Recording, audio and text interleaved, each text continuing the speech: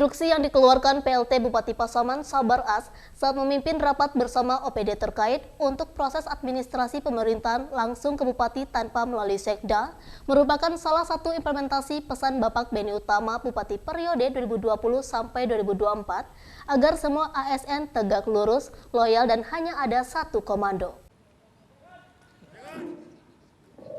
Saat dikonfirmasi awak media terhadap instruksi PLT Bupati kepada OPD Pemerintahan Kabupaten Pasaman pada rapat bersama OPD Senin 6 November 2023.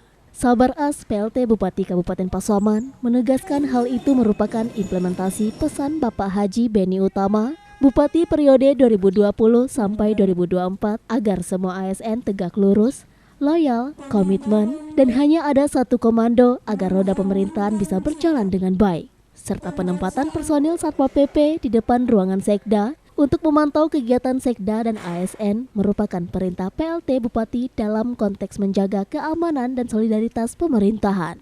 Mara Ondak Sekda Pasaman saat dikonfirmasi mengatakan itu merupakan kebijakan pimpinan selaku Sekda Mara Ondak tidak bisa berkomentar dan telah 35 tahun mengabdi sebagai ASN tidak bisa berpendapat terhadap permasalahan tersebut.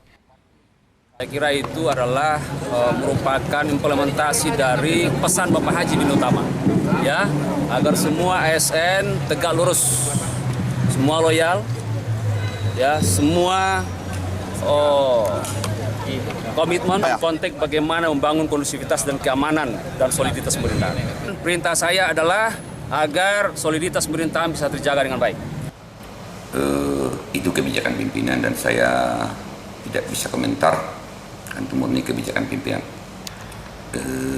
Sebaiknya ditanyakan langsunglah kepada yang berikan perintah. Karena saya Sekda, saya nggak bisa berkomentar apa-apa.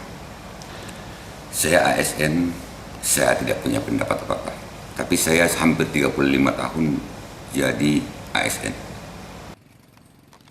Dari Pasaman, Sumatera Barat, Ari Yohanes, iNews melaporkan.